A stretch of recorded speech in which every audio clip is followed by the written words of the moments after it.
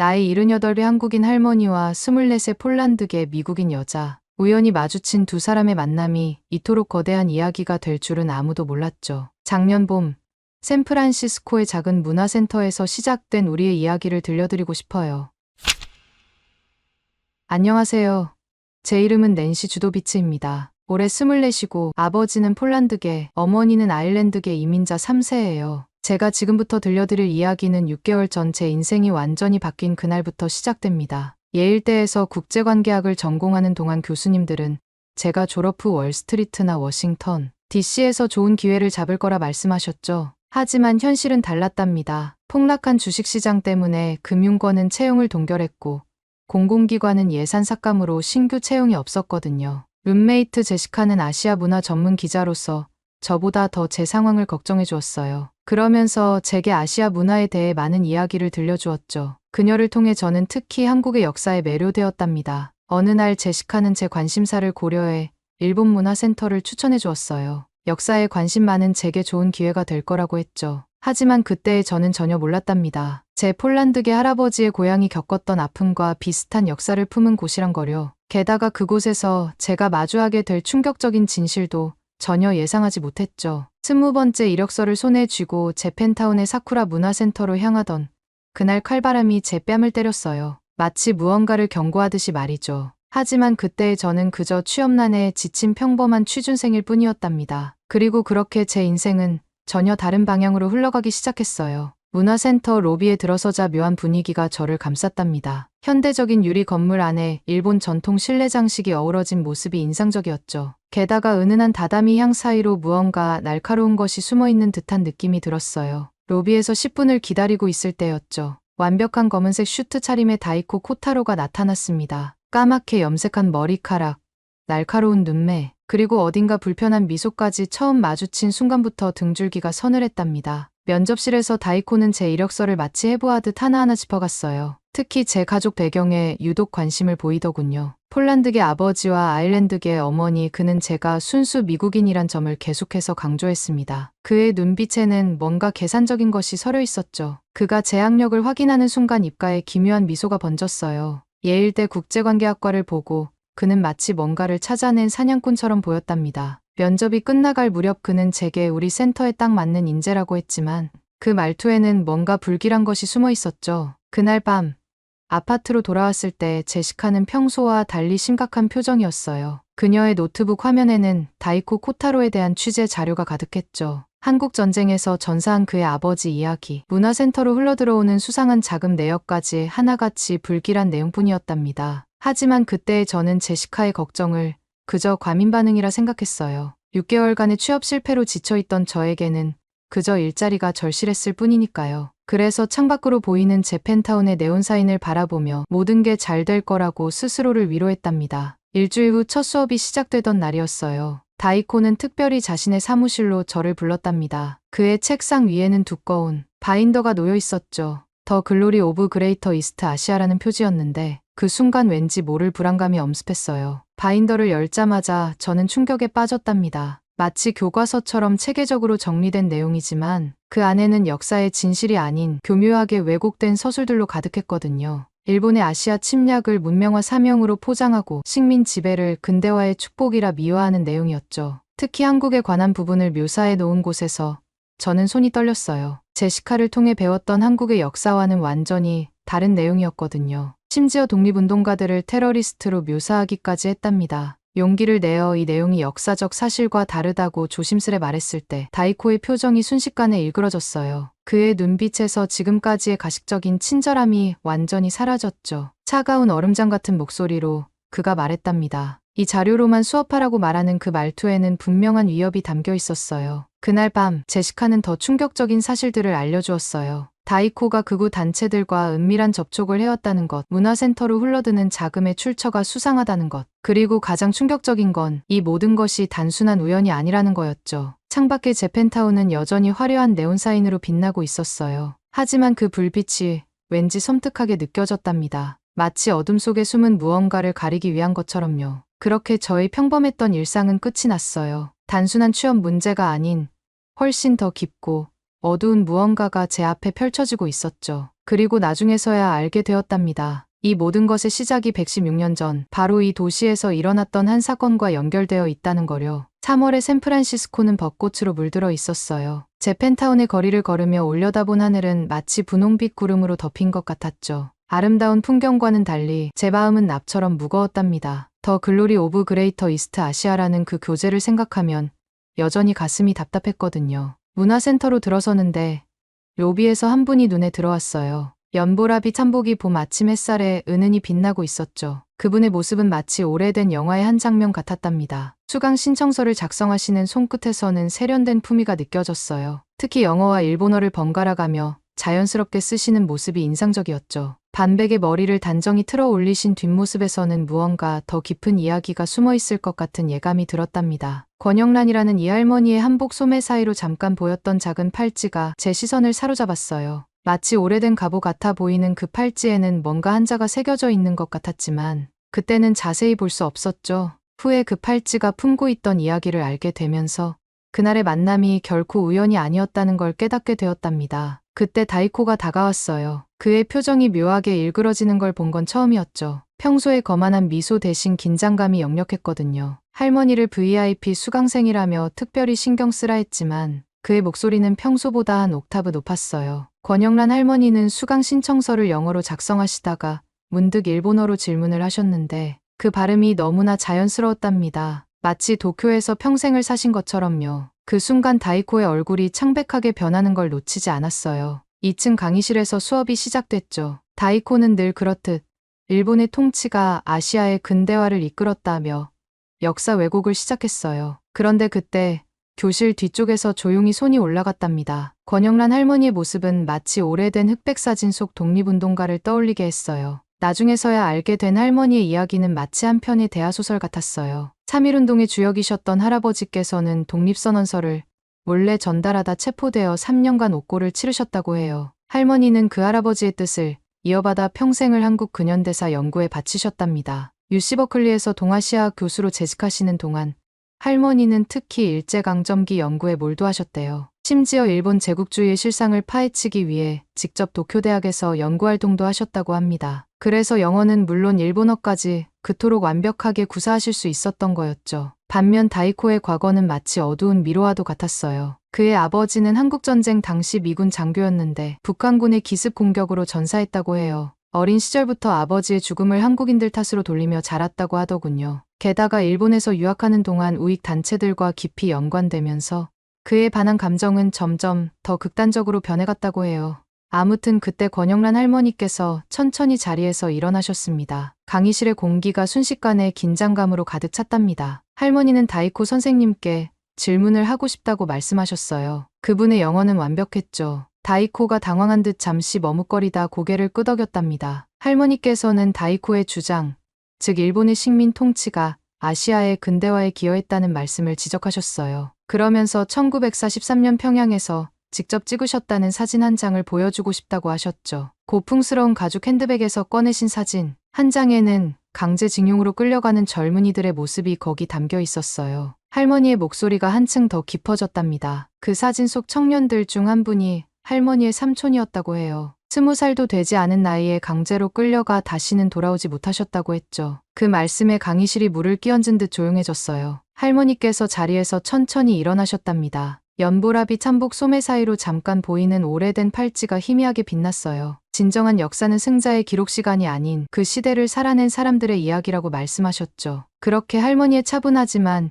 힘 있는 목소리가 강의실을 채우기 시작했어요. 독립운동가였던 할아버지의 이야기, 일제의 만행과 그에 맞선 한인들의 불굴의 의지, 그리고 그 속에서 피어난 자유를 향한 갈망까지 마치 오래된 역사가 살아 움직이는 것 같았답니다. 할머니의 이야기가 절정에 달했을 때였어요. 강의실 뒷문이 조용히 열렸고 제이미 코플린이 모습을 드러냈답니다. 알고 보니 그날 아침 권영란 할머니께서 제이미에게 미리 연락을 하셨던 거예요. 문화센터에서 벌어지는 역사 왜곡을 법적으로 저지할 필요가 있다고 판단하셨다고 해요. 제이미는 며칠 전부터 이미 문화센터의 수상한 자금 흐름과 극우 단체와의 연관성을 조사하고 있었다고 합니다. 브룩스 브라더스의 클래식한 검은색 정장을 입은 그녀는 샌프란시스코에서 가장 영향력 있는 인권 변호사로 특히 역사 왜곡과 차별 문제를 전문적으로 다루는 분이었죠. 그래서 그날 할머니의 증언을 법적 증거로 확보하기 위해 이 자리에 온 거였어요. 제이미는 문가에 조용히 서서 할머니의 이야기를 경청했고 때때로 작은 녹음기로 기록을 하고 있었답니다. 그러다 두 분의 시선이 마주쳤을 때 저는 등골이 서늘해졌어요.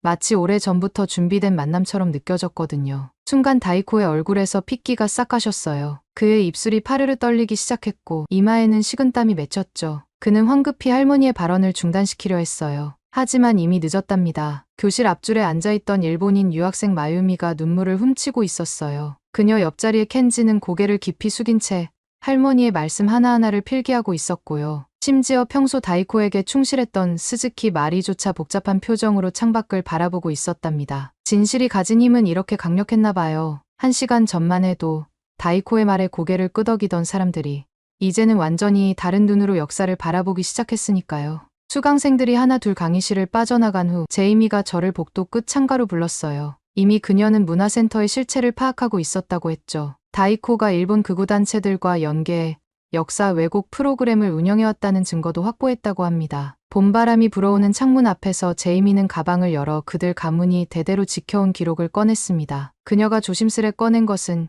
시간의 흔적이 고스란히 담긴 누런 서류 한 장이었죠. 1908년 3월 23일자 샌프란시스코 크로니클 신문. 그 옆에 첨부된 법원 기록을 읽는 순간 저는 그 자리에 얼어붙고 말았답니다. 놀라움을 감출 수 없어 그 사건이 맞는지 물었어요. 페리 빌딩에서 일어난 그 일. 제 눈앞에서 글자들이 춤추기 시작했고 손이 떨려와 서류를 제대로 붙잡을 수조차 없었죠. 그 와중에도 한 이름이 계속해서 제 시선을 붙잡았습니다. 네이선 코플린이란 이름을 떨리는 목소리로 읊조렸어요. 제이미는 깊은 자부심이 담긴 눈빛으로 천천히 고개를 끄덕이며 그가 자신의 증조할아버지라고 말했죠. 제이미는 감정 어린 목소리로 설명을 이어갔어요. 그녀의 증조할아버지는 당시 최고의 변호사였지만 모든 것을 걸고 한인 독립운동가들을 무보수로 변호하셨다고 해요. 당시 미국 사회의 모든 편견에 맞서면서 말이죠. 더욱 놀라운 사실은 권영란 할머니의 할아버지께서 그 사건의 주역과 깊은 인연이 있었다는 거예요. 제이미는 감정에 복받쳐 잠시 말을 멈추었답니다. 그들 두 가문이 100년이 넘는 세월 동안 이 진실을 지켜왔다는 이야기를 들으며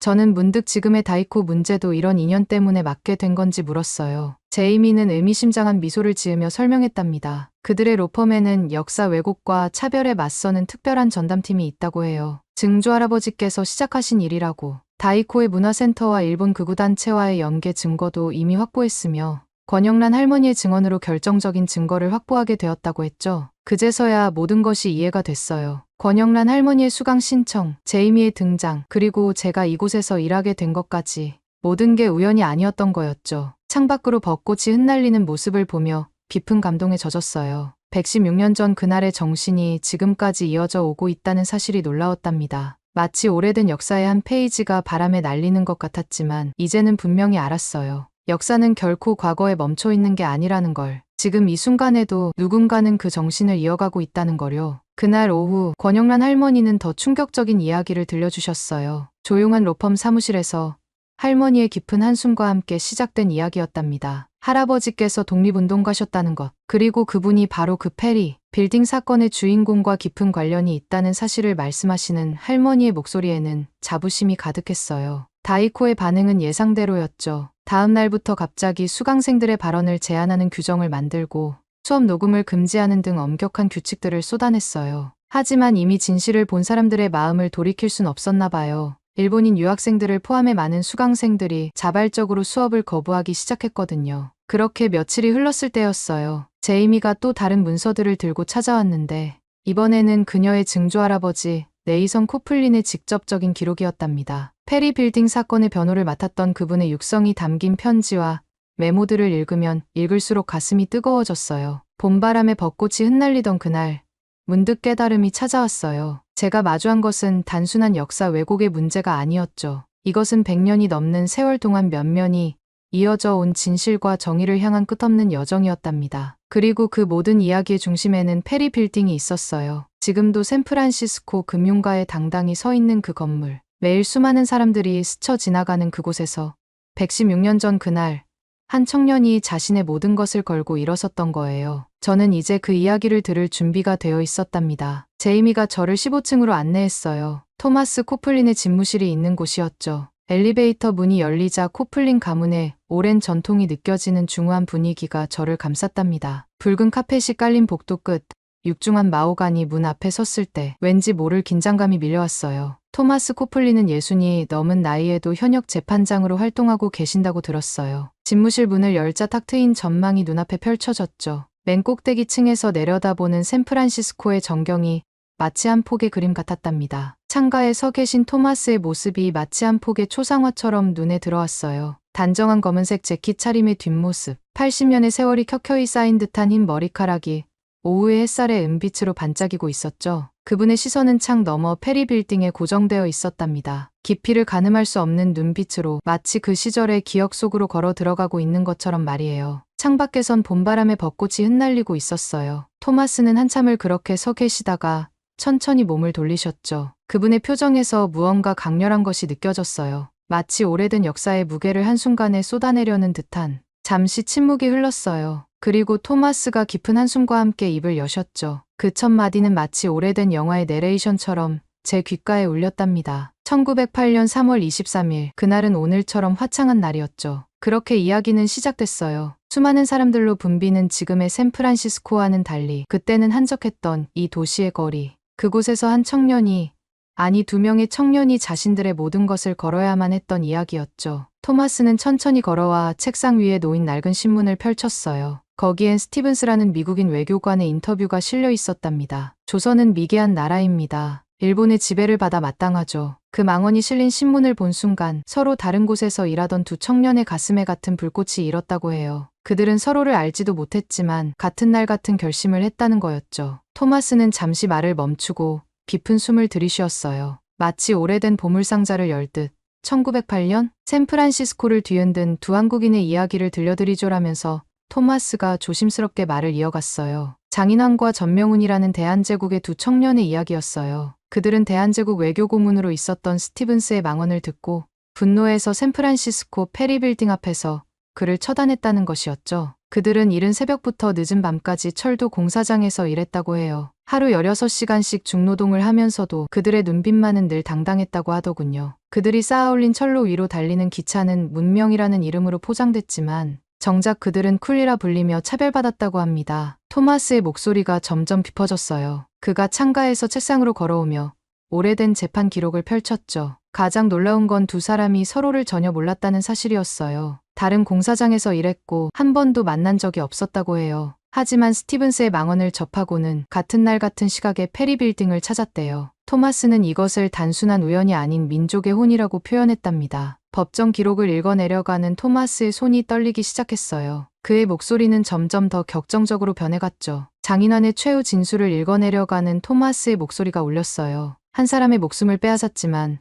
천만 동포의 존엄을 지켰다는 것, 자신의 죽음이 민족의 자유를 위한 밑거름이 된다면 그것이 곧 승리라는 장인환의 말에 토마스의 눈가가 붉어졌답니다. 그날 법정은 완전히 침묵에 빠졌다고 해요. 배심원들이, 그리고 완고하기로 유명했던 판사마저 눈물을 흘렸다고 합니다. 그들은 이 젊은이가 단순한 살인자가 아니라 자신의 목숨까지 걸어가며 민족의 존엄을 지키려 한 의로운 투사였음을 깨달았다고 해요. 토마스는 책상 서랍에서 바랜 사진 한 장을 꺼냈어요. 젊은 시절의 네이선 코플린이 법정에 서 있는 모습이었죠. 그의 할아버지는 모든 것을 걸고 이 사건의 변호를 자청했다고 합니다. 그들은 테러리스트가 아닌 자유를 위해 싸우는 독립운동가라고 외쳤다는 거예요. 그 외침은 지금도 이 법정의 벽에 메아리처럼 남아있다고 토마스가 말했답니다. 토마스는 이어서 또 다른 사진을 꺼내셨어요. 세월의 흔적이 담긴 흑백 사진 속에는 장인환과 네이선 코플린이 나란히 서 있었죠. 놀라웠던 건 그들의 표정이었어요. 피고인과 변호인이라고는 믿기지 않을 만큼 두 사람은 마치 오랜 동지처럼 서로를 신뢰하는 눈빛을 나누고 있었답니다. 사진을 바라보는 토마스의 눈빛이 더욱 깊어졌어요. 코플린 가문이 대대로 한인들의 인권을 변호해온 것이 바로 이때부터라고 말씀하셨죠. 그의 할아버지께서 늘 하시던 말씀도 들려주셨어요. 정의는 시대와 국경을 초월한다는 것. 그 말씀을 전하시는 토마스의 목소리에는 깊은 자부심이 배어 있었답니다. 토마스가 사진들을 내려놓을 무렵 창밖의 하늘이 어느새 붉게 물들어 있었어요. 페리 빌딩은 석양에 잠겨 마치 불타오르는 것처럼 보였죠. 116년이라는 긴 세월이 흘렀지만 그날의 외침은 아직도 저 건물 속에 살아 숨쉬는 것만 같았답니다. 토마스는 자리에서 천천히 일어나 창가로 걸어가셨어요. 그리고 페리 빌딩을 바라보며 조용히 말씀하셨죠. 다이코처럼 역사를 왜곡하고 진실을 덮으려는 시도를 그냥 둘 수 없는 이유를. 그건 단순히 과거의 일이 아니라 현재 진행형의 투쟁이라고도 하셨어요. 그 말씀에 저는 깊이 고개를 끄덕일 수밖에 없었죠. 이제야 모든 것이 선명하게 이해됐거든요. 권영란 할머니께서 보여주신 당당한 모습의 의미도, 제이미가 보여준 뜨거운 열정의 이유도, 그리고 제가 이곳에 오게 된 진짜 이유까지도 말이에요. 그리고 그때 깨달았답니다. 역사는 결코 먼 과거의 이야기가 아니라는 거요. 그것은 지금 이 순간에도 우리가 함께 지켜내야 할, 그리고 계속해서 써내려가야 할 살아있는 이야기였던 거예요. 마치 페리 빌딩의 석양처럼 때로는 아프게 붉은 빛으로 타오르지만 그 속에 담긴 진실은 결코 사그라들지 않는다는 것을. 그리고 일주일 후 그 깨달음을 행동으로 옮길 때가 왔답니다. 샌프란시스코 한인회관은 그날따라 유독 분주했어요. 장인환 의거 116주년을 며칠 앞둔 시점이었죠. 건물 앞에는 이른 아침부터 사람들이 모여들기 시작했습니다. 한인회관 입구에 들어서자 복도까지 넘쳐나는 인파에 놀라지 않을 수 없었어요. 강당으로 향하는 계단에는 벌써 사람들이 줄을 서 있었고 자원봉사자들이 분주히 움직이고 있었답니다. 강당 안으로 들어가니 권영란 할머니께서 강단에 서서 차분히 자료를 정리하고 계셨어요. 며칠 전 보았던 그 연보라비 참복을 다시 입으셨는데 저녁 노을에 비친 모습이 한 폭의 그림 같았죠. 토마스와 제이미도 마지막 순간까지 꼼꼼하게 준비를 점검하고 있었고요. 객석을 둘러보니 놀라지 않을 수 없었어요. 예상했던 것보다 훨씬 많은 사람들이 자리를 가득 메우고 있었거든요. 현지 언론사들의 카메라도 여러 보였는데 특히 눈에 띄는 건 샌프란시스코 크로니클 기자였어요. 116년 전 그들의 신문이 보도했던 바로 그 기사를 들고 와서 취재 준비를 하고 있더군요. 그때였어요. 갑자기 강당 뒤쪽에서 웅성거림이 일었는데 다이코가 나타난 거였죠. 여전히 차갑고 날카로운 눈빛이었지만 전과는 달리 어딘가 초조해 보이는 모습이었어요. 그의 손에 들린 두꺼운 서류 뭉치는 나중에 알고 보니 일본 정부의 공식 입장을 담은 자료였답니다. 하지만 권영란 할머니는 전혀 동요하지 않으셨어요. 오히려 더욱 단아한 모습으로 강연을 시작하셨죠. 다이코가 자리에 앉자 권영란 할머니께서 천천히 강단으로 올라가셨어요. 할머니의 표정에는 어떤 흔들림도 없었죠. 오히려 더욱 단아한 모습으로 마치 역사의 무게를 온전히 짊어진 것처럼 당당하게 서 계셨답니다. 116년 전 그날로 돌아가 보겠습니다라고 말하는 할머니의 말에 모두들 빠져들게 되었습니다. 할머니의 목소리가 깊어졌어요. 강당의 불이 조금씩 어두워지면서 우리는 마치 시간 여행을 떠나는 것만 같았답니다. 할아버지께서 독립선언서를 몰래 전달하시다 체포되셨던 이야기. 일제의 고문 속에서도 꺾이지 않았던 그 꼿꼿한 자존심. 할머니의 목소리에는 아픔과 자부심이 함께 깃들어 있었어요. 그리고 그 과정에서 장인환, 전명훈 두 의사님을 만나게 된 운명적인 순간까지. 특히 두 의사님의 마지막 순간을 이야기하실 때는 할머니의 목소리가 살짝 떨렸답니다. 강당 안 300여 명의 청중들은 숨조차 쉬지 못한 채 그 이야기에 빠져들었어요. 심지어 뒷줄에서 통역을 듣던 외국인들의 통역기 소리마저 잦아들었죠. 그때였어요. 토마스가 준비한 흑백 사진이 스크린을 가득 채웠습니다. 1908년 3월의 페리 빌딩. 지금도 그 자리에 그대로 서 있는 바로 그 건물이었죠. 116년의 시간을 뛰어넘어 우리 앞에 그대로 살아난 역사의 현장. 청중들은 저도 모르게 탄성을 터뜨렸어요. 그리고 마지막 사진. 체포되는 순간의 장인환 의사님이었답니다. 양손에 수갑이 채워진 채로도 그분의 눈빛만은 한 점 흐트러짐 없이 당당했어요. 마치 우리를 똑바로 응시하며 말씀하시는 것 같았죠. 나는 패배하지 않았다. 이것은 시작이다. 할머니의 눈가에 맺힌 눈물이 반짝였어요. 그리고 저는 알 수 있었답니다. 그 눈물 속에 116년간 이어져 온 우리 민족의 자존심이 고스란히 담겨 있다는 것을. 다이코가 갑자기 자리에서 일어나 반박하려 했지만 이미 늦었어요. 청중들은 이미 진실을 마주하고 있었거든요. 심지어 앞줄에 앉아있던 일본인 유학생들도 고개를 끄덕이며 깊이 공감하는 모습이었답니다. 강연이 끝나갈 무렵 토마스가 조용히 강단 앞으로 나섰어요. 그의 표정이 어느 때보다 진지해 보였죠. 그는 차분한 목소리로 오늘의 특별한 손님들을 소개했어요. 지난 6개월간 제이미와 함께 두 의사님의 후손들을 찾아 미국 전역을 돌아다녔다는 거였죠. 토마스의 말에 강당 안이 숨죽였어요. 뒷줄에서 누군가가 일어섰고 이어서 또 다른 분들도 천천히 자리에서 일어나기 시작했답니다. 장인환 의사님의 증손자 장민호 씨는 캘리포니아 세크라멘토에서, 전명훈 의사님의 손녀 전영희 여사는 시카고에서 오셨다고 해요. 그분들이 한 분 한 분 앞으로 나오실 때마다 권영란 할머니의 눈시울이 붉어졌죠. 장민호 씨는 떨리는 목소리로 할아버지의 이야기를 들려주셨어요. 옥중에서도 늘 이날을 기다리셨다고, 언젠가는 우리가 당당히 진실을 말할 수 있을 거라 믿으셨다고. 그분의 목소리가 흔들릴 때마다 강당 안의 공기도 함께 떨렸답니다. 116년 동안 헤어져 있던 두 가문의 후손들이 서로를 바라보는 순간 시간이 멈춘 것만 같았어요. 말없이 서로를 부둥켜하는 그들의 모습에서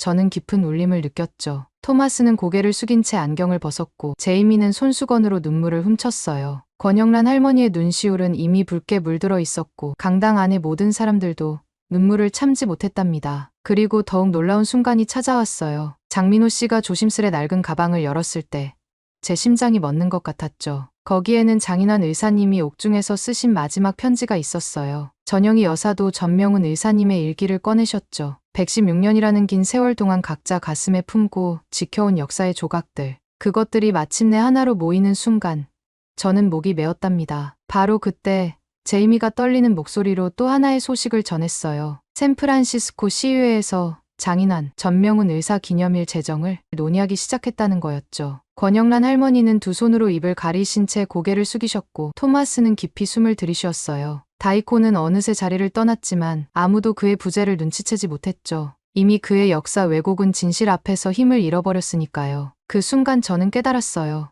역사는 결코 멀리 있는 게 아니라는 걸. 지금 이 순간 우리가 함께 숨 쉬고 있는 바로 이 자리가 새로운 역사가 되고 있다는 것을. 우리는 모두 함께 페리 빌딩으로 향했어요. 노을이 물드는 황혼 무렵 수백 명의 사람들이 그 역사적인 장소에 모였죠. 붉은 노을이 건물의 창들을 하나둘 물들이기 시작할 때 권영란 할머니께서 제 손을 살며시 잡으셨어요. 할머니는 역사가 결코 과거에 머물러 있지 않다고 말씀하셨어요. 우리가 기억하고 지켜내는 한 영원히 살아있는 현재라고 하셨죠. 할머니의 말씀처럼 그날의 진실은 116년의 시간을 뛰어넘어 우리 앞에 당당히 서 있었답니다. 이제 저는 이 이야기의 새로운 증인이 된 거예요. 그리고 앞으로도 계속해서 이 이야기를 전해나갈 거랍니다. 봄바람에 벚꽃이 흩날리는 페리 빌딩 앞에서 우리는 새로운 역사의 한 페이지를 쓰고 있었어요. 그리고 저는 믿습니다. 이 이야기가 앞으로도 계속해서 이어질 거라는 것을.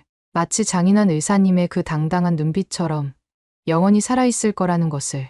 오늘 사연은 여기까지입니다. 어떻게 들으셨나요? 오늘 사연이 재미있으셨다면 구독 버튼 한 번만 클릭해 주세요. 저는 더 좋은 사연으로 찾아뵐게요. 감동도서관이었습니다. 감사합니다. 지난달 미국 오스틴 일렉트리파이 엑스포에서 전 세계 자동차 업계를 충격에 빠뜨린 한국타이어의 혁신적인 전기차 제동 시스템이 공개되었습니다. 테슬라와 BMW를 비롯한 글로벌 기업들이 앞다투어 기술 도입을 요청했고 독일 언론은 전기차 시대의 게임 체인저라고 극찬했죠. 전기차의 제동거리를 40%나 단축시킨 이 세계 최초의 기술 뒤에는 아무도 모르는 특별한 이야기가 숨겨져 있답니다. 안녕하세요.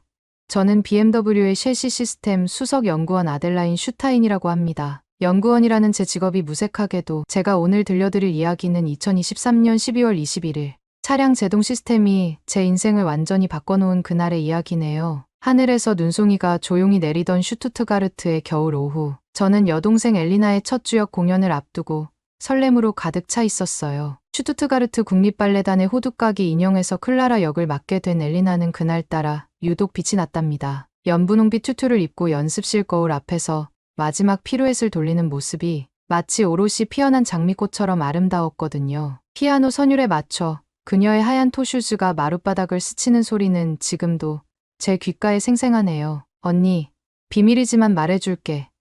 엘리나가 연습을 마치고 옷을 갈아입으며 상기된 표정으로 속삭였어요. 오늘 마르쿠스가 공연 끝나고 특별한 이벤트를 준비했대.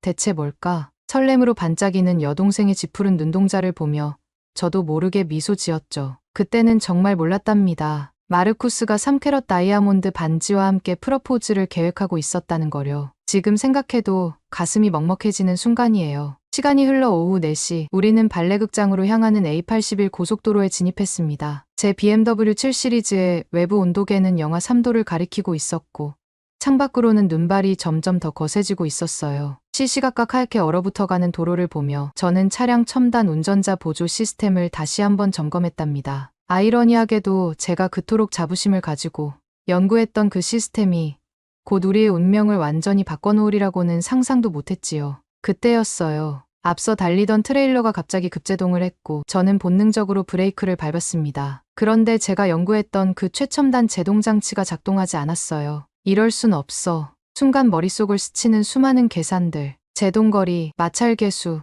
충격량. 하지만 현실은 이론과 달랐죠. 차체가 360도로 회전하기 시작했어요. 엘리나, 안전벨트 꽉 잡아.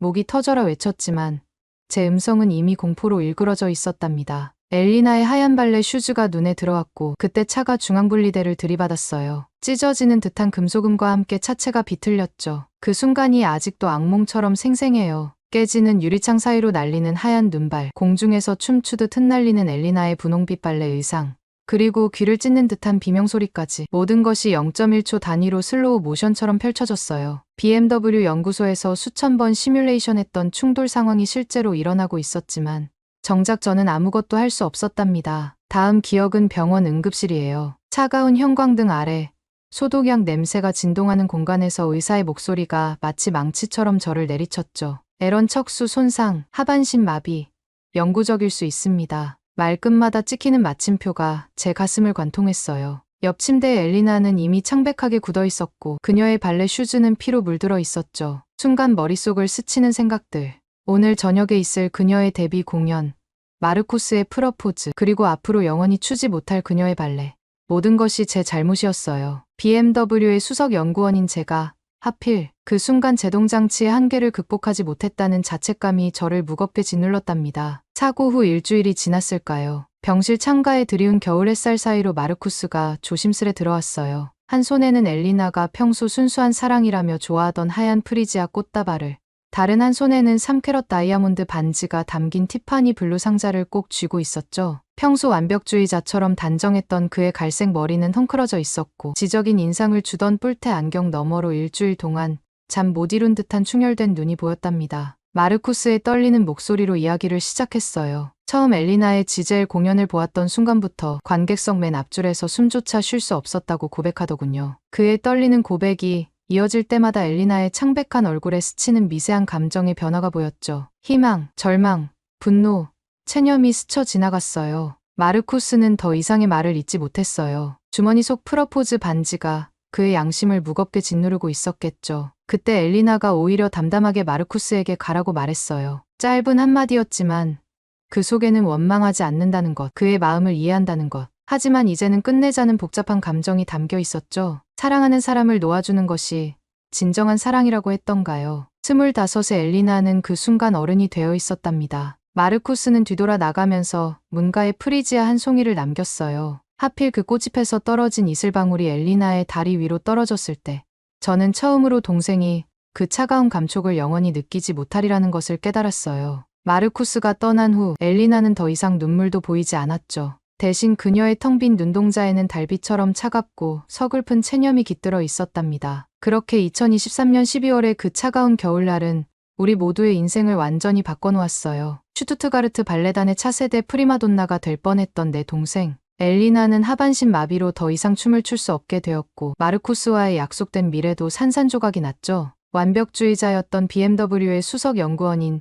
저는 제동 시스템의 한계를 뼈저리게 실감했답니다. 그 후로 저는 매일 밤 연구실에서 밤을 새웠어요. 수만 번의 시뮬레이션을 돌리고 끝없이 데이터를 분석했죠. 눈 내리는 도로에서의 제동거리, 타이어와 노면 간의 마찰계수, 전기차의 무게중심 변화까지 모든 변수를 완벽하게 통제하고 싶었거든요. 때론 동료들이 아델라인, 넌 너무 완벽을 추구해라며 걱정했지만 저는 멈출 수 없었답니다. 병실에서 휠체어에 앉아 창밖을 바라보는 엘리나의 모습이 떠오를 때마다 제 가슴 속 엔지니어로서의 책임감은 더욱 무거워졌으니까요. 하지만 지금 되돌아보면 그날의 비극은 어쩌면 새로운 시작이었는지도 모르겠어요. 엘리나의 깨어진 꿈이 제게는 더 안전한 자동차를 만들어야 한다는 절실한 사명이 되었고 그렇게 시작된 연구가 1년 후 예상치 못한 곳에서 혁신적인 결실을 맺게 되리라고는 그때는 상상도 못했으니까요. 자동차 안전은 더 이상 제게 단순한 기술의 문제가 아니었어요. 그것은 누군가의 꿈과 미래, 그리고 사랑을 지키는 일이 되었답니다. 이제 저는 그로부터 3개월 후 2024년 3월의 어느 봄날 운명처럼 마주하게 된 놀라운 만남에 대해 들려드리려고 해요. 그리고 그 만남이 어떻게 세계 자동차 산업을 뒤흔드는 혁신으로 이어지게 되었는지도요. 때론 우리의 가장 큰 상처가 가장 큰 혁신의 원동력이 된다는 걸 이제야 깨닫게 되었네요. 연구에 몰두하던 어느 날 3월의 차가운 봄바람이 미넨의 거리를 휘감고 있었어요. BMW 연구소 회의실에서는 분기별 실적 보고가 있었는데 모니터에 비친 전기차 판매 실적 그래프를 보는 순간 제 심장이 철렁 내려앉더군요. 테슬라의 가파른 상승 곡선과 대조적으로 우리의 하락세가 마치 엘리나가 쓰러지던 순간처럼 급격하게 꺾여 있었거든요.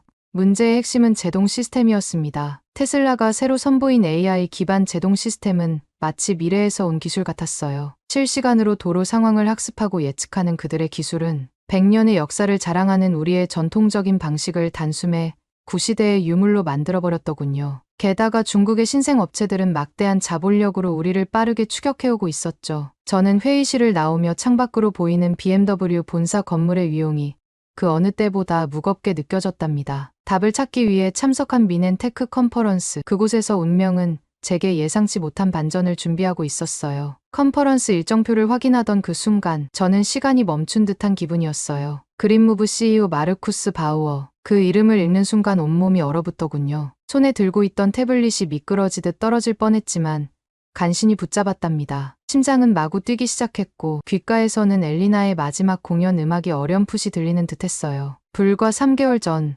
병실에서 마지막으로 본 그의 모습이 떠올랐어요. 프리지아 한 송이를 남기고 떠나던 그날 그의 구부정한 어깨와 충혈된 눈을 잊을 수가 없었거든요. 엘리나를 사랑했지만 결국 떠날 수밖에 없었던 그의 고뇌도, 그리고 그를 보내며 애써 담담한 척했던 엘리나의 아픔도 모두 제 마음속에 깊은 상처로 남아있었답니다. 그런데 이제 그가 성공적인 스타트업 CEO가 되어 제 앞에 다시 나타난 거예요. 순간 머릿속이 복잡해졌어요. 그를 원망해야 할지, 축하해야 할지, 엘리나에게 이 소식을 전해야 할지 말아야 할지, 발걸음을 돌려야 하나 고민도 했지만 전문가로서의 호기심이 저를 발표장으로 이끌더군요. 발표장에서 마주친 그의 모습은 마치 다른 사람 같았어요. 흐트러졌던 갈색 머리카락은 세련되게 정돈되어 있었고 깔끔한 네이비 수트 차림이 그에게 새로운 아우라를 부여하고 있었죠. 무엇보다도 달라진 건 그의 눈빛이었어요. 슬픔에 잠겨있던 그때의 공허한 눈동자는 사라지고 이제는 강한 자신감과 결연한 의지가 빛나고 있었답니다. 더욱 놀라운 건 그의 발표 내용이었어요. 전기 택배 차량을 위한 AI 기반 제동 예측 시스템. 그가 설명하는 기술은 제가 그토록 찾아 헤매던 해답 그 자체였거든요. 실시간으로 도로 환경을 분석하고 차량의 하중 변화까지 고려한 정교한 제동 시스템이라니. 그가 이런 혁신적인 기술을 연구하고 있었다는 사실이 믿기지 않았어요. 문득 이런 생각이 들더군요. 어쩌면 엘리나의 사고는 우리 모두에게 각자의 방식으로 새로운 사명을 준 건 아닐까요?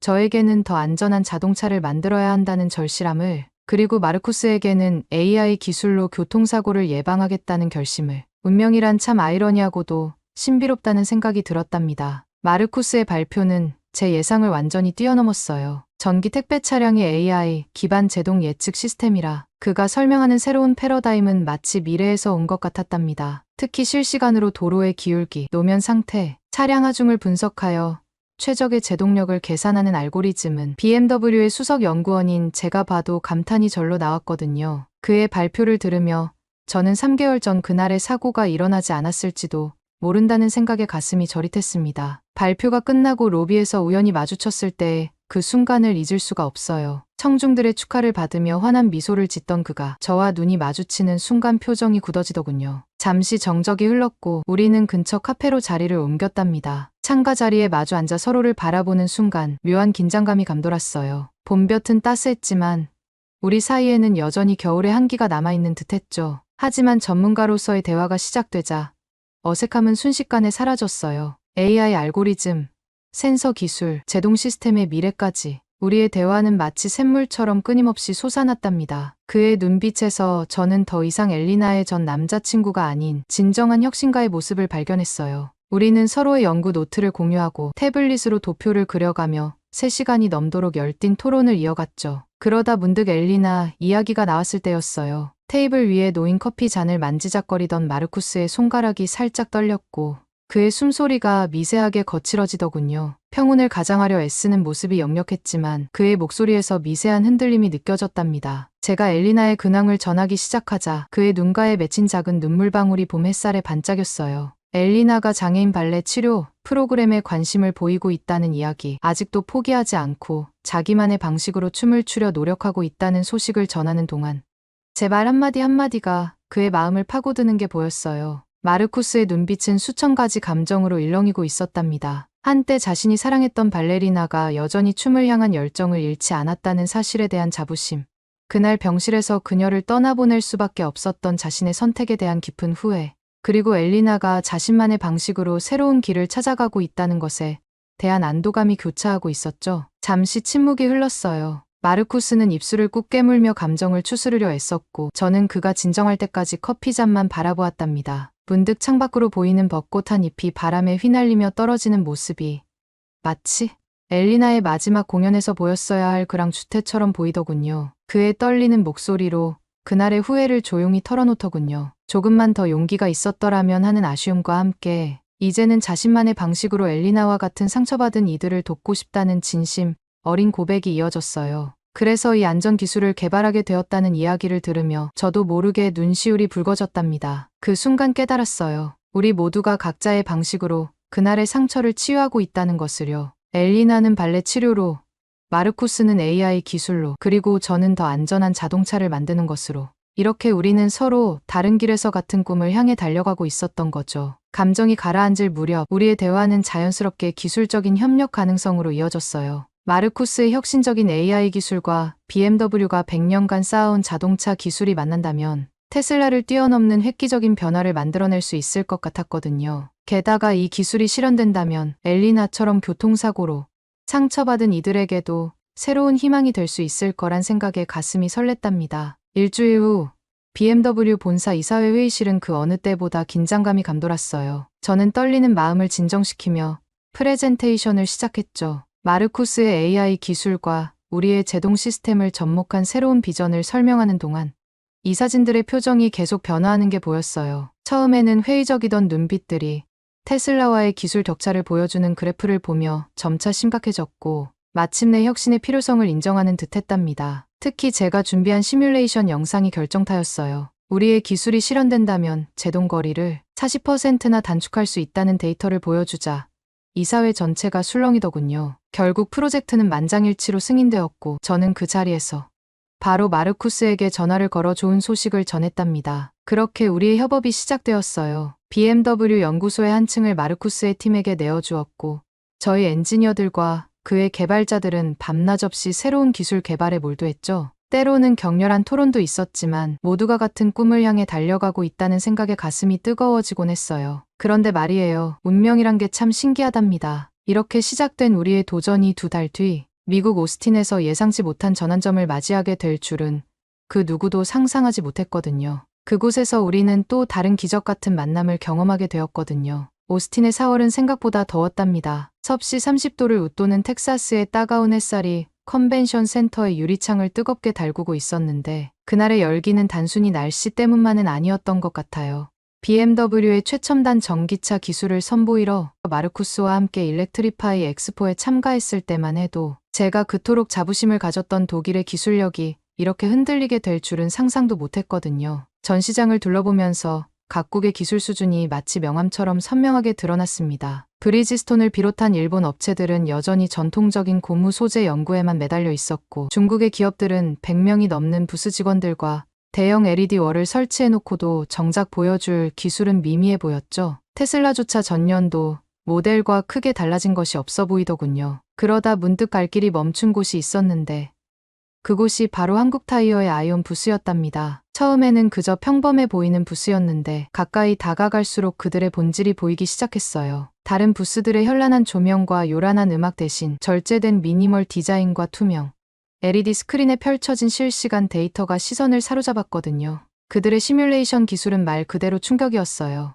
눈앞에서 펼쳐지는 실시간 데이터를 보며 저는 할 말을 잃었답니다. BMW가 자랑하던 최신 제동 시스템이 젖은 노면에서 43m의 제동거리를 보일 때 한국타이어의 아이오는 놀랍게도 26m에서 완벽하게 정지했거든요. 테슬라의 플레이드도 35m, 일본 브리지스톤의 최신 제품도 39m에 그쳤다는 점을 생각하면 이건 그야말로 혁명적인 수치였죠. 더 놀라운 건 기술의 완성도였어요. 실시간으로 타이어의 마모도를 분석하고 노면 온도는 물론 미세한 균열까지 감지해 최적의 제동력을 계산해내는 모습은 마치 공상과학 영화를 보는 것 같았답니다. 특히 전기차 특유의 순간 토크 변화, 그러니까 BMW iX M60이 가속 시 겪는 1200Nm의 순간 토크 변화까지 완벽하게 제어하는 걸 보고 저는 몇 번이나 눈을 의심했어요. 우리 연구팀이 1년 넘게 해결하지 못했던 과제를 그들은 이미 완벽하게 해결해 놓았더군요. 현장에서 직접 본 타이어 내부의 나노 섬유 구조와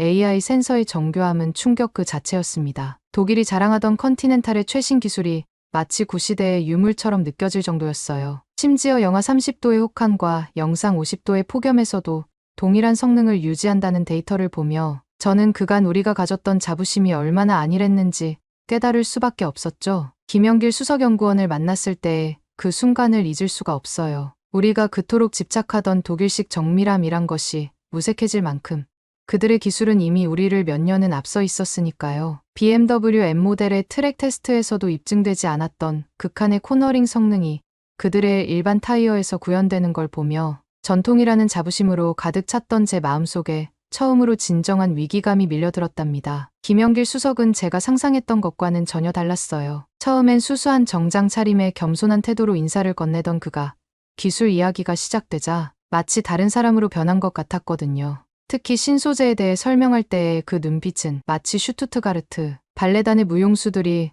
무대 위에서 보여주던 열정을 닮아 있었답니다. 그의 설명은 저를 완전히 압도했어요. 나노 단위의 고분자 구조를 재배열해 만든 신소재는 영하 30도에서 영상 50도까지 안정적인 성능을 유지한다고 하더군요. 게다가 기존 타이어보다 무게는 30% 가볍고 내구성은 2배 이상 높았죠. BMW 연구소에서 10년을 연구해도 도달하지 못할 수준이라는 생각이 들었답니다. 특히 충격적이었던 건 전기차의 급가속과 급제동 시 발생하는 엄청난 토크에도 완벽하게 대응한다는 점이었어요. 우리가 수년간 해결하지 못했던 문제를 그들은 이미 해결해 놓았더군요. 제가 믿기지 않는다는 표정을 지으니 김 수석은 조용히 태블릿을 꺼내 실험 데이터를 보여주었습니다. 그 순간 저는 할 말을 잃었어요. 대화가 이어지면서 우리는 자연스럽게 개인적인 이야기로 넘어갔답니다. 그때 김 수석이 꺼낸 이야기는 마치 제 이야기를 듣는 것 같았어요. 10년 전 서울의 어느 겨울밤, 그의 동생은 의대 실습을 마치고 응급실로 향하던 길이었다고 해요. 눈이 내리는 한강변 도로에서 트럭의 급제동으로 시작된 연쇄 추돌 사고.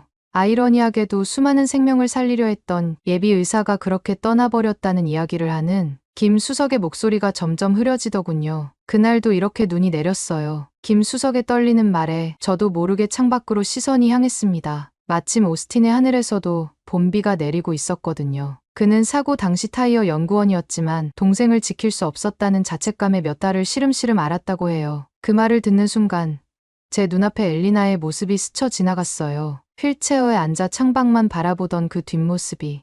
김 수석은 이어서 말했어요. 동생이 꿈꾸던 의사의 길은 영원히 사라졌지만 그 대신 자신이 평생을 바쳐 생명을 지키는 안전기술을 연구하기로 결심했다고요. 한 의사의 꿈이 사라진 대신 수많은 사람들의 생명을 지키는 기술을 만들겠다는 그의 결연한 눈빛에서 저는 깊은 동질감을 느꼈답니다. 우리는 서로 다른 나라, 다른 문화에 있지만 같은 아픔과 같은 사명감을 가진 사람이었던 거예요. 그날 저녁 우리는 오스틴의 조용한 한식당으로 자리를 옮겼어요. 따뜻하게 피어오르는 김치찌개의 김처럼 우리의 대화도 계속해서 깊어져 갔죠. 마르쿠스가 자신의 AI 시스템을 설명하기 시작했는데 실시간으로 운전자의 패턴을 학습하고 도로 환경을 분석해 최적의 제동력을 예측한다는 내용이었어요. 그때 김 수석의 눈빛이 반짝이더군요. 그의 혁신적인 신소재 기술과 마르쿠스의 AI가 결합되면 제동거리를 40% 이상 단축할 수 있다는 계산이 나왔거든요. 밤이 깊어갈수록 우리의 계획은 더욱 구체화되었답니다. 마치 오케스트라의 각 파트가 하나둘 어우러지며 완벽한 하모니를 만들어내듯 우리의 기술도 서로를 보완하며 하나가 되어갔어요. 마르쿠스의 AI 예측 시스템이 두뇌라면 BMW의 차량 설계 기술은 근육, 한국 타이어의 혁신적인 소재 기술은 마치 피부 감각과도 같았죠. 우리 셋의 기술이 마치 운명처럼 맞아떨어지는 순간 이 만남이 단순한 우연이 아니라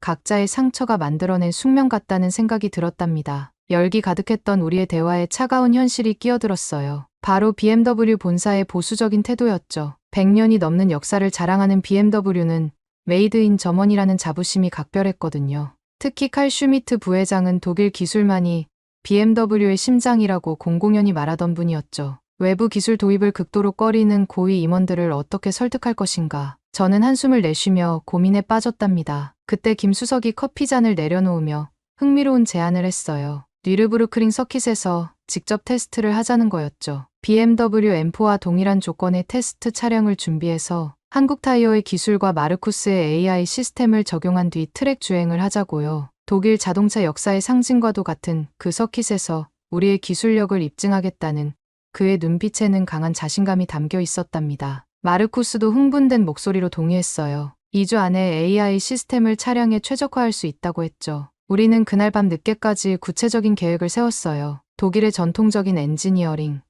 실리콘밸리의 혁신적인 AI 기술, 그리고 한국의 첨단 소재 기술, 이 세 가지가 만나면 자동차 역사상 가장 혁신적인 제동 시스템이 탄생할 거라는 확신이 들었답니다. 그렇게 우리의 비밀스러운 프로젝트가 시작되었어요. 당시만 해도 이 작은 시도가 전 세계 자동차 산업의 패러다임을 완전히 바꿔놓게 될 줄은 아무도 몰랐죠. 이제 제가 다음 챕터에서 들려드릴 이야기는 우리가 불가능을 어떻게 현실로 만들었는지, 그리고 그 과정에서 맞닥뜨린 예상치 못한 반전들에 관한 것입니다. 2024년 10월 15일, 미넨의 가을 하늘은 유난히 높고 청명했답니다. 시험주행장에는 전 세계 40개국의 미디어들이 운집해 있었고 긴장감 때문인지 공기마저 차갑게 느껴졌어요. CNN, BBC를 비롯한 글로벌 미디어들이 BMW와 한국타이어의 혁신적 도전이라는 제목으로 실시간 중계를 준비하고 있었고, 특히 일본과 독일의 자동차 전문지 기자들의 표정이 심상치 않더군요. 우리는 최악의 조건을 완벽하게 재현했습니다. 시험주행장의 한쪽은 빗물을 뿌려 0.1mm의 수막을 형성했고, 다른 한쪽은 영하 15도의 온도로 블랙아이스를 만들었죠. 게다가 인공 안개까지 발생시켜 시야를 5m 이내로 제한했어요. 테슬라의 자율주행 테스트도, 도요타의 안전성 평가도 감히 시도하지 못했던 극한의 환경이었답니다. 미쉐린과 브리지스톤이 이런 조건에서는 아예 테스트 자체를 거부했다는 것을 나중에야 알게 되었죠. 테스트 차량이 출발선에 섰을 때 저는 심장이 멎는 줄 알았어요. 김 수석이 개발한 나노 섬유 구조의 특수 타이어가 장착된 BMW i7이 서서히 움직이기 시작했는데, 그 순간부터 전문가들 사이에서 웅성거림이 들렸답니다. 보통의 타이어와는 완전히 다른 노면, 접지 방식이 육안으로도 확인되었거든요. 마르쿠스의 AI 시스템은 0.001초 단위로 타이어의 상태를 분석하며 차량을 완벽하게 제어했고, 시속 120km까지 가속하는 동안에도 흔들림 하나 없었죠. 그리고 마침내 급제동의 순간, 그때의 광경은 차량 안전의 역사를 새로 쓴 순간이었어요. 젖은 노면에서도 얼음길에서도 차량은 완벽한 안정성을 유지하며 정확히 제자리에 멈춰섰거든요. 기존 제품들과 비교해보니 제동거리가 무려 42.8% 단축되었다는 게 실시간 데이터로 증명되었답니다. 특히 블랙아이스 구간에서도 단 한 번의 미끄러짐 없이 완벽한 제동이 이뤄진 건 전문가들조차 불가능하다고 여겼던 일이었죠. 10초간의 침묵이 흐른 뒤 현장은 폭발적인 환호성으로 가득 찼어요. 독일 아우토 모토 운트 슈포트지의 수석 평론가 한스 밀러는 떨리는 목소리로 100년 독일 자동차 역사의 한계를 뛰어넘은 순간을 목격했다고 극찬했고, 프랑스 르몽드지는 자동차 안전의 패러다임이 완전히 바뀌었다며 특별 기사를 긴급 송고하더군요. 특히 일본 미디어들의 반응이 인상적이었어요. NHK는 생중계를 잠시 중단했다가 다시 시작할 정도였고, 브리지스톤 기술연구소장은 얼굴이 창백해진 채 자리를 떴다는 소문도 들렸답니다. 그도 그럴 것이, 브리지스톤이 10년간 투자한 연구비가 무려 1조 원이 넘는데도 달성하지 못한 꿈의 목표를 한국타이어가 단 6개월 만에 이뤄낸 거니까요. CNN의 중계 아나운서는 코리안 테크놀로지 쇼크스 더 월드라는 타이틀로 특보를 시작했고, 독일 현지 언론들은 한국이 독일을 추월했다는 다소 충격적인 헤드라인을 쏟아냈어요. 그 순간 김 수석과 눈이 마주쳤는데 그의 눈가에 맺힌 작은 눈물이 한국인으로서의 자부심을 대변하는 것 같았답니다. 하지만 이날의 진정한 감동은 그 후에 시작되었어요. 관람석 한켠에서 조용히 지켜보고 있던 엘리나를 위한 특별한 순간이 준비되어 있었거든요. 김 수석이 밤낮으로 연구에 특별 제작한 차량이 등장했을 때 현장의 모든 이들이 다시 한번 숨을 들이마셨답니다. 완전 자동화된 휠체어 탑승 시스템은 마치 우주선의 문이 열리듯 부드럽게 작동했고, 특수 제동 시스템은 어떤 움직임에도 흔들림 없는 안정감을 제공했어요. 엘리나가 그 차에 탑승했을 때 그녀의 눈에서 흘러내린 눈물은 단순한 감동의 눈물이 아니었어요. 그것은 새로운 시작에 대한 희망의 눈물이었죠. 무용수로서의 꿈은 끝났지만 이제는 자신처럼 상처받은 이들에게 새로운 희망을 전하는 스승이 되겠다는 결심이 그녀의 눈빛에서 빛났답니다. 그리고 그때 마르쿠스가 준비한 또 다른 깜짝 선물이 공개되었어요. 위넨 교회의 아름다운 숲속에 건립될 장애인 발레 아카데미의 조감도가 대형 스크린에 나타났거든요. 최첨단 재활시설과 특수교육 프로그램은 물론 한국의 재활공학기술까지 접목된 미래형 교육시설이었죠. 특히 엘리나를 위한 특별 교육실에는 그녀가 휠체어에 앉은 채로도 학생들을 완벽하게 지도할 수 있는 첨단 장비들이 갖춰져 있었어요. 엘리나는 떨리는 목소리로 자신의 교육 철학을 발표했어요. 장애로 인해 꿈을 포기해야 했던 이들에게 춤이란 단순한 동작이 아닌 영혼의 언어라는 것을, 그리고 그 언어는 어떤 형태로든 표현될 수 있다는 것을 가르치고 싶다고 했죠. 그녀의 진심 어린 포부에 모든 이들이 뜨거운 박수를 보냈답니다. 시연회가 끝난 직후 BMW 본사에서 긴급 이사회가 소집되었어요. 처음에는 100년 전통의 자존심 때문에 반대가 심했다고 해요. 특히 칼 슈미트 부회장은 독일 기술만이 BMW의 심장이라며 강하게 반발했었죠. 하지만 테스트 결과는 충격적이었답니다. 한국 타이어의 기술은 이미 유럽과 미국을 5년 이상 앞서 있었고, 특히 전기차용 특수 소재 분야에서는 독일의 기술력으로는 따라잡을 수 없는 수준이었거든요. 결정적이었던 건 데이터였어요. 한국 타이어의 나노 섬유 구조는 특허 장벽이 견고했고, 연구 개발 속도는 독일의 3배, 일본의 5배나 빨랐답니다. 더구나 한국의 배터리 기술과 결합하면 전기차의 주행거리를 15% 이상 늘릴 수 있다는 분석까지 나왔죠. 이 모든 자료를 검토한 칼 슈미트 부회장은 우리는 역사적인 결단을 해야 한다며 입장을 완전히 바꾸었더군요. 그리고 이틀 뒤 BMW는 전 세계 미디어들 앞에서 한국 타이어와의 합작 연구소 설립 계획을 정격 발표했어요. 투자 규모만 해도 20억 유로,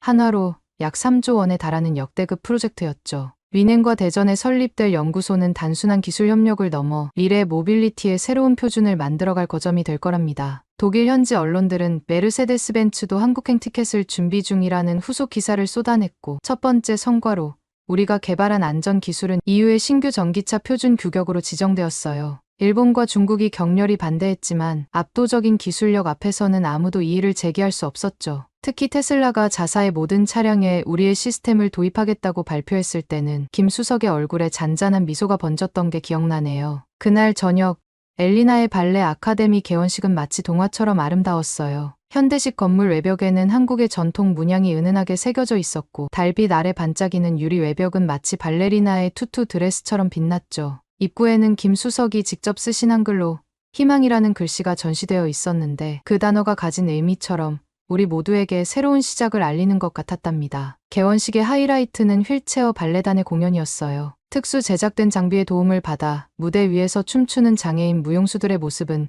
그 어떤 발레 공연보다 감동적이었죠. 엘리나는 눈물을 흘리며 자리에서 일어나 무대로 향했어요. 이제는 더 이상 프리마돈나가 아닌 장애인 발레 교육자로서의 첫 발걸음을 내딛는 순간이었죠. 그녀는 휠체어로 즉흥 공연을 선보였는데 그 순간만큼은 그 어떤 무용수보다도 빛나 보였답니다. 객석에서 지켜보던 마르쿠스의 눈빛이 10개월 전 그날처럼 반짝였어요. 공연이 끝나고 그가 조심스레 엘리나에게 다가갔을 때 서로를 바라보는 눈빛에는 후회와 그리움, 미안함과 설렘이 복잡하게 뒤섞여 있었죠. 무대 위에 춤이 끝난 후 엘리나는 자신의 첫 제자들에게 발레의 기본 자세를 가르치기 시작했어요. 휠체어에 앉아서도 할 수 있는 동작들을 하나하나 설명하는 모습에서 저는 새로운 희망을 발견할 수 있었답니다. 밤이 깊어가는 테라스에서 우리 넷은 오랫동안 이야기를 나눴어요. 와인잔에 비친 달빛처럼 우리의 대화도 깊이를 더해갔죠. 엘리나는 이제 무용수가 아닌 교육자로서 더 많은 꿈을 품게 되었다고 했어요. 장애를 가진 이들에게 춤이라는 새로운 언어를 가르치고 그들과 함께 특별한 무대를 만들어가고 싶다고 했죠. 그 말을 듣는 마르쿠스의 눈빛은 다시 한번 사랑으로 가득 차올랐답니다. 김 수석은 잔잔한 미소를 띄우며 우리의 아픔이 만나 더 큰 희망이 되었다는 이야기를 했어요. 완벽한 정지를 꿈꾸었던 우리가 이제는 새로운 시작을 만들어냈다는 말에 우리는 모두 깊이 고개를 끄덕였죠. 창밖으로 보이는 미넨의 야경이 마치 별처럼 반짝이고 있었어요. 제가 그토록 자부심을 가졌던 독일의 기술력은 한국이라는 새로운 빛을 만나 더욱 찬란하게 빛나게 되었죠. BMW의 전통과 한국 타이어의 혁신이 만나 자동차 역사의 새 장을 열었고, 김 수석의 따뜻한 마음이 담긴 기술은 단순한 제동장치를 넘어 누군가의 인생을 바꾸는 희망이 되었답니다. 그날 밤 저는 한국이라는 나라가 왜 세계 최고의 기술 강국이 되었는지 깊이 이해하게 되었어요. 빠른 실행력과 창의적인 도전 정신은 물론 기술 이면에 담긴 인간에 대한 깊은 이해와 배려. 그것이 바로 한국이 이루어낸 혁신의 비결이었던 거죠. 김 수석이 보여준 것처럼 진정한 완벽한 정지란 단순히 차를 멈추는 기술이 아니라 누군가의 인생의 새로운 출발점을 만들어주는 따뜻한 마음이었던 것 같아요. 이제 우리의 이야기는 새로운 장을 향해 달려가고 있어요. 한국 타이어가 이끄는 혁신적인 기술이 만들어낼 더 안전한 세상을 향해 김 수석의 마음이 담긴 특수 장비들로 엘리나와 그녀의 제자들이 그려낼 새로운 무대를 향해, 그리고 한국과 독일이 함께 꿈꾸는 더 따뜻한 미래를 향해 우리는 지금 다시 완벽한 시작점에 서 있답니다. 그리고 이 모든 시작은 한국이라는 작지만 위대한 나라가 있었기에 가능했던 것 같네요. 오늘 사연은 여기까지입니다. 어떻게 들으셨나요? 오늘 사연이 재미있으셨다면 구독 버튼 한 번만 눌러주세요. 저는 더 좋은 사연으로 찾아뵐게요. 감동도서관이었습니다. 감사합니다.